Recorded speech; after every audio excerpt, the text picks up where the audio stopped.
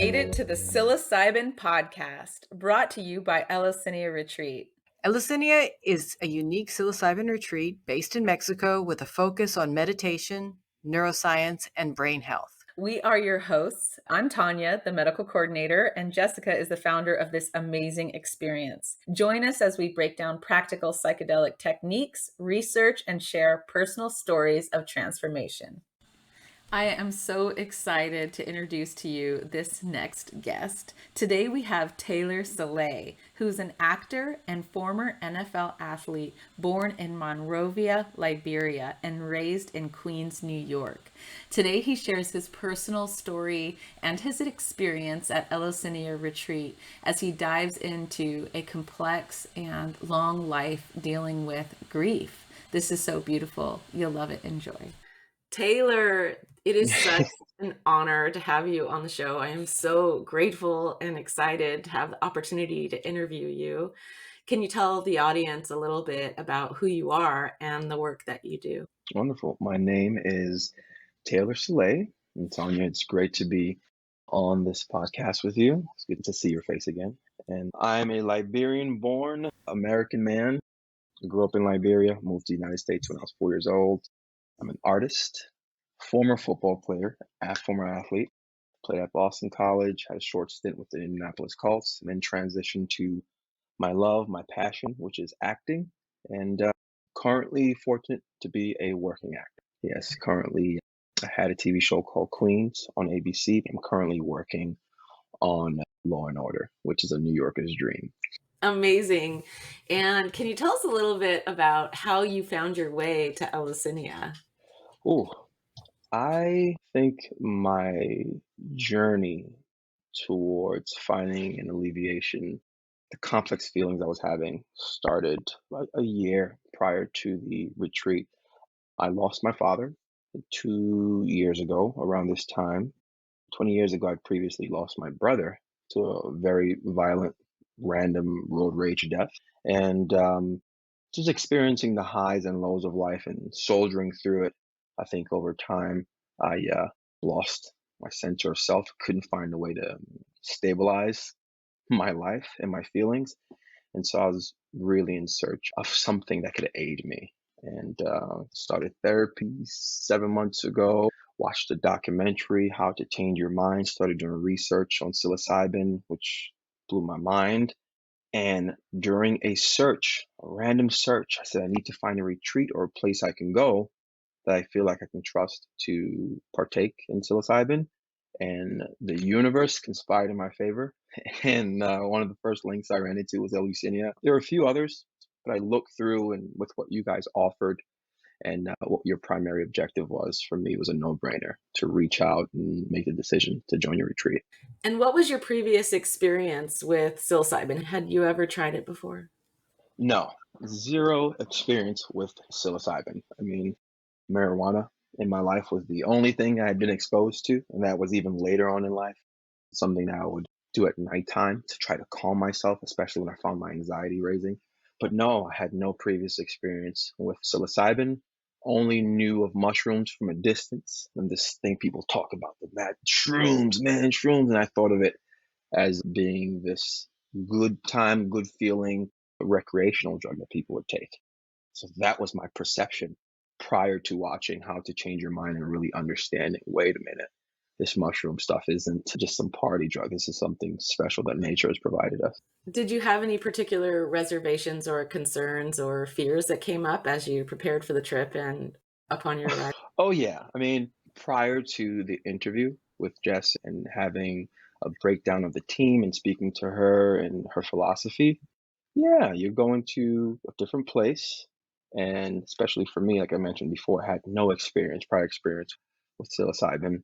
So there's one part to worry about, the trepidation about the trip itself, and then there's the actual psilocybin. What will it do to me? Will I lose myself and I'll be around these strangers? What's going to happen? Fortunately enough, I traveled with my girlfriend, but after that interview and just really leaning into the breakdown of what the retreat was about and how it would run and how prepped we were going into it, that really calmed any reservations that I had. But of course, the mind would wander and say, "Wait, am I going to be part of like a horror film or like Hostel, the movie?" That's just the mind, wandering and thinking about all the things that could happen on a retreat like this. And we'll get into it later, but it couldn't have been any more of a blessing of an experience. Do you mind going in a little bit to what it was like to live day to day with the grief that you were experiencing and how it manifested in your life and just Mm. motivated you to make a change? Yeah, I lost my brother just as I was heading into college. It always been my dream to play college football. My brother was a muse and a great supporter of mine. And literally a month before I started at Boston College, before I was to arrive there for my freshman football camp, he was shot and killed in the streets of Queens after a road rage altercation. Literally, there was not a physical altercation, words were exchanged, and the person unfortunately pulled the gun and took his life. That was a shocker. You never expect something like that to happen. We know death is inevitable, but homicide in that way just really catches you off guard. And wasn't a stranger to grief. Of course, I'm from Liberia, a nation that has gone through so much civil war, but this just moving past it, being thrust right into college, and then just kind of moving on. I never had a chance to truly assess what it did to me and the heartache that I was carrying. Fast forward through college, and all this is hindsight now, but looking back, I wasn't able to process. And I didn't know I was carrying such a heavy burden of pain and I guess you could say survivor's guilt. But we have football breaking down in college, literally my body and my feelings, getting hurt, being knocked out of the NFL. And then, as I mentioned 2 years ago, my father passing for me was a breaking point. And it wasn't initial. About 2, 3 months after he passed, all of the feelings from losing my brother in 2002 came back and it hit me in a way. I was like, holy shit, I never dealt with this. It's just like you siege of emotions, and I guess you can call it anxiety, but confusion and this dread. I guess dread and fear for me became things that would control my life. Anytime something good happened, you'd be waiting for that blow to come, something to knock you down. And I guess that became my relationship with life. I'd work hard. I thought I was optimistic, but deep down, subconsciously, you're bracing for that heavy blow in life to happen again. And it just got to a point I realized, you know, I didn't like what the option was of continuing down that route. It scared me, the thoughts that I started to have. So I opened my mind. Of course, I'm a spiritual person, prayed on things, tried to bring calm to myself, but I started to think I either need a community or something that will actually assist me along this journey, of wanting to feel different from how I was feeling. Although I was functioning, work was going well, but at the height, I guess, of, you work as an actor to get to a certain place. I was there and enter the doorway, and I was feeling as low as you could possibly feel, which is a scary thing because you're getting what you want. But now that you have it, you still don't feel well. And I realized I needed to change some things and reach out. So, how would you like to go into your experience? I guess we can start with what was it like for you to arrive and how did your experience begin to unfold? Well, it's my first time in Mexico City, and meeting Jay at the airport, getting picked up. It's just the energy, the initial energy, welcoming energy of the person picking you up. And as I mentioned, we already had the introduction via the video, so I had a really good feeling inside. There was this anticipation, a little trepidation, and then you get picked up, and there's this concern about you, and there's this nurture, and you're taking a long drive from Mexico City down out to Valle de Bravo, and the scenery's changing. I don't know. I felt this tingling all over, this anticipation. I was very excited, very, very excited. As I mentioned, I had my partner with me, and just ready for this unique experience. Closer we got, the butterflies came, and you realize what you're actually doing. And then, the first day's orientation, getting to meet everyone, wasn't forced. It was natural. The people that were there, we had a small, intimate group moving about, everyone bringing their own unique attributes and personalities. But we all know we're there for something similar. And that was a cool experience to say, oh, I see the similarities in myself, like why they came here, but yet they're all so different. That made it very, very unique to have a personal experience, but have this mirror of humanity around you. It's a similar thing we're going through, which is kind of a microcosm of what this world, this life is. We're all human beings, we're individuals, but we're taking this journey. And so it was magical from the get go. I mean, it's hard to explain the grounds and where you're located. You realize right away, okay, I'm far removed from the Upper West Side of Manhattan, and the honking and the noise and fast paced, gotta go. And you don't know why you have to go, but you're going. There was instant calm. And at that point, you can hear yourself think. And then you realize, oh, I'm not breathing. They're instructing me to breathe. And it makes me realize how much I hold my breath. And it's almost initial. As soon as you walk into the retreat in the space, the process starts of you acknowledging yourself and how you're feeling at that moment. I think that's a very big thing. Having an assessment of where you are walking into that space and start being introduced to what's going to happen. Yeah, you mentioned feeling your body and being aware of how you feel. And I remember you speaking more about your breath. Can you tell us a little bit about what that was like? Because it seems like in some ways it could have been related to the feeling of just waiting for the shoe to drop and for Yes, your joy to be smashed. absolutely. In recent years, I've been having issues with, even prior to COVID, having issues with the sensation of getting sufficient breath or an oxygen rich breath. And gone into pulmonologists, and there are some physical issues. And of course, I've sustained some injuries from football. But I started reading a book several months ago prior to traveling called The Body Keeps Score. And the objective of this book is to make you realize how much the body's a living organism. You know, it feels everything you feel. I mean, it receives the input from your environment, from your emotions, the mental, metaphysical. And I think from my center, from my throat down to my thoracic, my core, my abdomen, just this tension of holding the breath. I didn't realize I was living like that.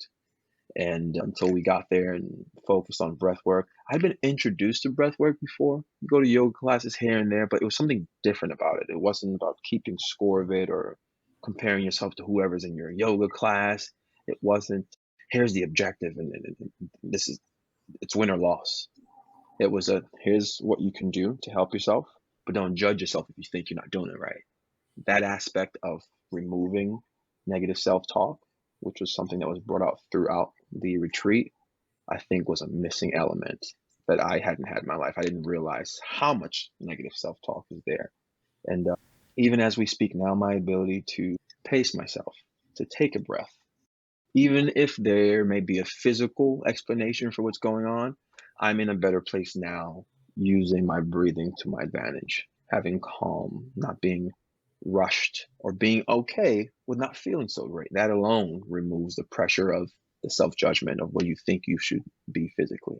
And so, yeah, right away, there was a shift in the physical sensation of tightness that I was having in my chest. And prior to actually taking the macrodose, of course, we had just leisure conversations. I think the preparation and the orientation prior to taking the dose, going into, and being reminded of why you're doing it. We talk about things like eating, giving us a game plan for those of us who have zero experience with this to remove the anxiety, and knowing that we had the support there. That was major, major. And of course, we had consults before actually taking the psilocybin, breath work, calming ourselves, and then you take the actual mushroom. And how do I put this into words? I feel like everyone who's gone through this experience will then understand what people who've taken it before them mean when they say, I can't fully explain in words this feeling, but there's elation. For me, there was an inner, how could I explain, inner core abdomen, like glow, understanding, or just being present in my body. And that is what I would say really, really hit me, knowing that I was fully inhabiting myself, which is something I quite wasn't feeling past 2 years. You feel like life's happening to you and you're not an active participant in it. You're always in reactive. But psilocybin just gave me this sensation of feeling every aspect of myself, my physical form and body, and my relation to my environment and the people around me. My words will not suffice, but spiritual, magical. I know people mention it being hallucinogenic, but I don't want that word to cheapen the feeling. It's not like, oh, I'm out of my mind. This is just, Same thing that can happen when I smoke weed or take any other drug. It's not that sensation. It's a being present in your physical form to a degree that's so, it's like watching HD TV or 4K TV. You didn't realize you had reception or antenna issues before you feel that 4K, that clear, crisp. Oh, this is what it feels to be present. It can be a little overwhelming, not in a negative way, but it's like if you leave the city and go somewhere that has fresh air, when you take your initial few breaths, you're taken back by that. And that's what it felt like. All this information coming in. And of course, we had the guidance of you all over there to help us process it and pace ourselves throughout the process. But it's an otherworldly experience. I smile often when I speak on it because I remember how I felt when you're always saying we can't quite put it into words. It's such an individual experience. I know that statement now. I know exactly what you mean. And did you have thoughts about the grief that you've been living with and the burden that you've been carrying? Oh yeah. I mean, prior to the psilocybin, I expected to have a lot of dark thoughts come up. A lot of, for acting, I do shadow work, and I had this perception of myself of a person. I know there's going to be a lot of darkness inside, a lot of crying. Things are going to come up, and with this loss that I've experienced through the years. And to tell you the truth, the only kind of explicit acknowledgement of those two very important people that I lost, my father and my brother, was a sensation of them being with me by way of a hummingbird, which was the animal, the bird that I saw the day my father passed away, and the moon. In a very odd way, they aligned with each other. And in my perception, the way I perceived it was them saying to me, we're not here in the same form, but we're here with you. And I remember just smiling and laughing about that. It's like, oh, foolish, they've been with you. They're not here in the physical form, but you didn't lose them. You have to shift the way you think of that. By saying you lose them is almost insulting to people who invested so much love in you, people you care about so much. They're with you, and just in a different way. And I didn't have the gut-wrenching tears, the pain, the anguish that I thought I would have. And almost reinforced to me that my base is a hell of a lot more joyous than I had imagined. And I remember, I've had intimate talks with my mom when I got back. They had a sense of what I was going to do, but my mom was the first person who acknowledged that something was a little different about me. And I think that's just me embracing the hint that I got from that experience of you're a joyful person.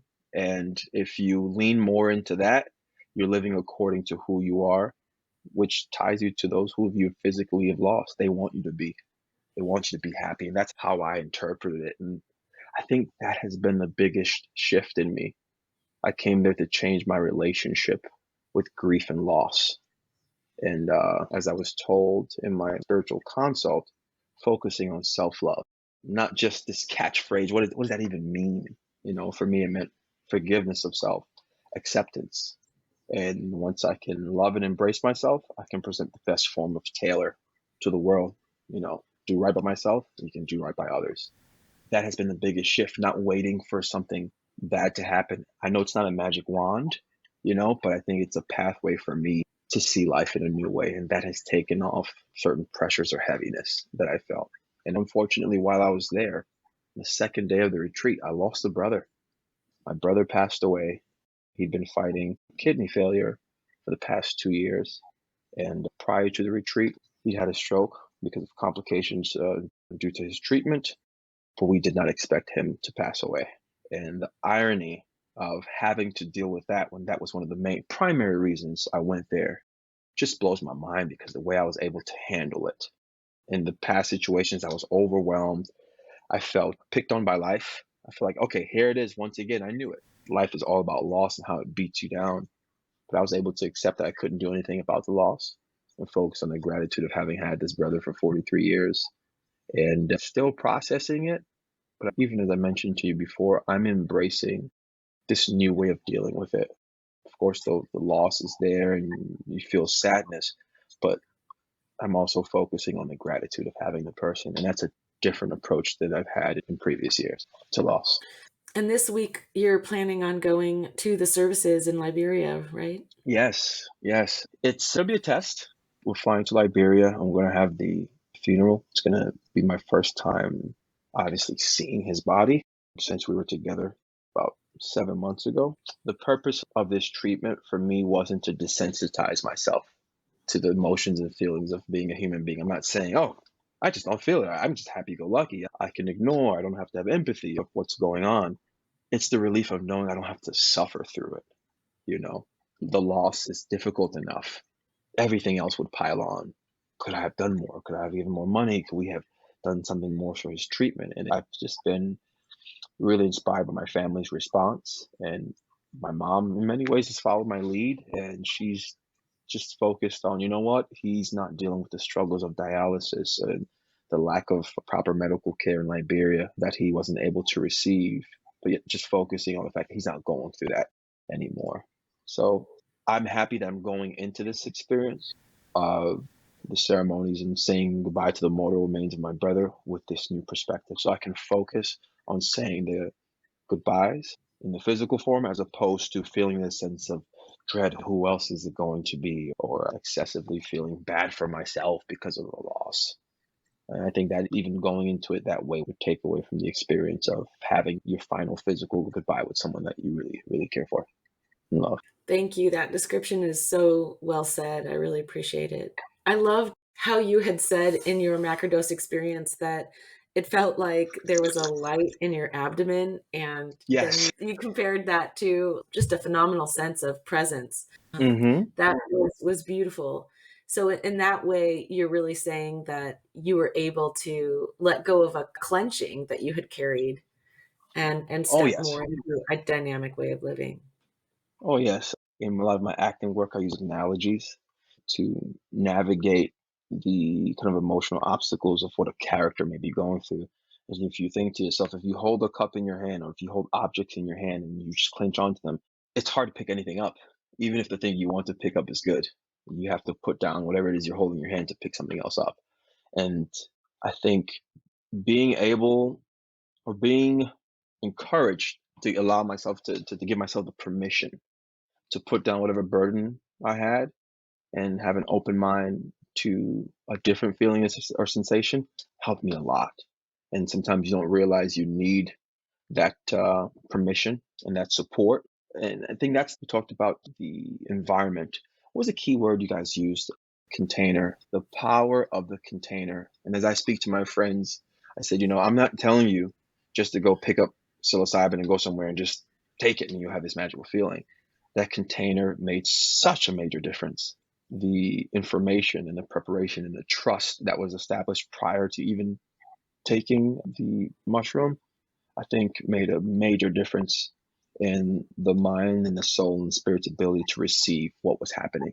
I didn't have a sense of like, I got to look over my shoulder while trying to have this experience.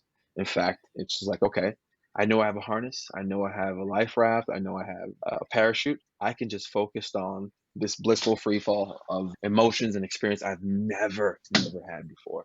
And I think that helped a lot. And I like how you explain not clenching, just letting go, and what may be possible in life when you're not clenched and held in, what can flow through you and what can you offer when you're in a more relaxed state. So, with your understanding of what your practice could be, because I know you're a real busy actor and you have all this Yeah. stuff going on, are those some of the personal cues that you would think to feel that clenching again or that Yes. feeling of dread as to when you would dose again, or have you had another dose? We spoke a little bit prior. We have the integration meetings, and I wondered to myself, like, what is this all about? Integration.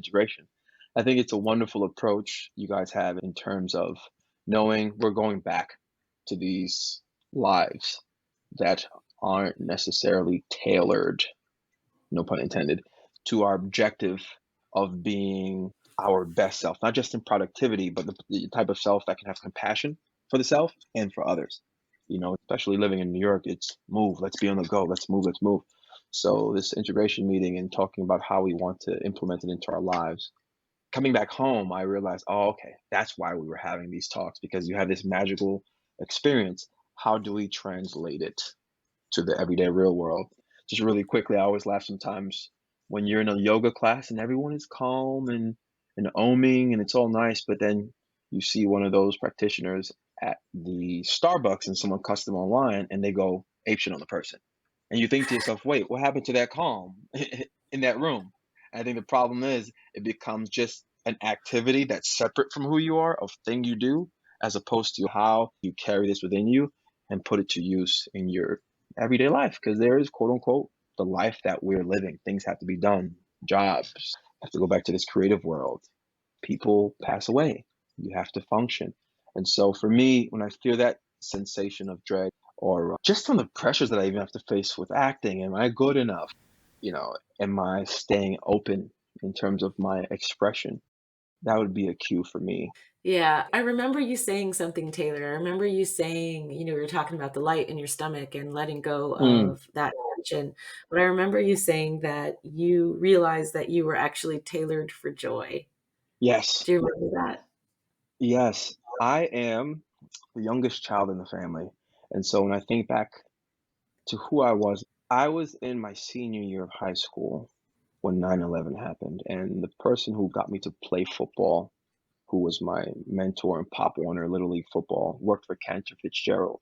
And although I left Liberia and there was civil war in Liberia, the first sensation of this, like this personal loss for me as an adult, was losing my mentor and first football coach right before heading into college, a few months before, at the beginning of the school year in September.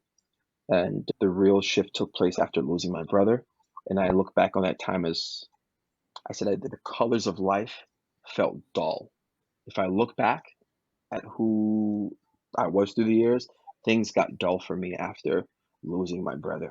No one anticipates something like that happen. Like the violent nature of the death is something that just really bothered me because he was such a light, he was a joyous person, and to be shot and killed the way he was on a hot summer day in the street, it just felt like, okay, what is life about?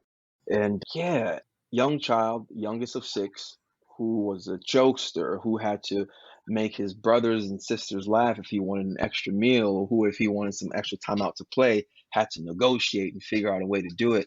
This sort of clown that I was in my family, and my family would tell me all the time, they like, you would force love on everyone. You were so active, you were so energetic. And I think I feel more of that person now. It's like realizing, oh my God, I didn't know I had such a departure away from that core and that base. Of course, I'll feel pain. Everyone feels pain and sorrow. I'm not a robot, but I'm built, I feel, for joy. That's what resonates most with me. And then I think that's what will give me the fuel to be there for the people in my lives or whoever I have to be there for, even as an artist or talking about what matters most to me in life. Oftentimes is our common humanity. It's great to be an actor or win awards or to be on TV, but nowadays anyone can be on TV. What do you want to do with it? With being on TV, what message do you have as a human being? It's got to be more than just, oh, I make money and I'm on TV. But what does that do for those in your environment? What lessons are you teaching? And hopefully, I can take the appropriate steps to not protect this, but nurture it. I don't want to think about it as I have this precious, like Gollum used to in Lord of Rings, like my precious. More so nurturing, meaning I'm staying open. I'm looking at my environment, seeing what tools I can use to help this beautiful thing that I recognize that's happening inside of me grow, and also not be judgmental about my environment. My journey is different from other people's journey, and compassion was a big thing that was preached there. And I think it really helps you kind of adjust when you come back to your life and realize, oh, I think I'm on a different pace than a lot of people around me, even people I care for, but it's all right. I'll try to lead by example as opposed to being this judgmental person who cuts people off. I may not connect and track with everyone, but that's okay. I'm not meant to do that. You find your tribe and you try to be the best form of yourself and take it from there. Oh, Taylor, thank you so much. That was so beautiful and inspiring and so relatable. I really appreciate it. And I just wish you so much on your journey to come and how you Uh, cultivate that love and cultivate your tribe and cultivate everywhere that you're yes, going.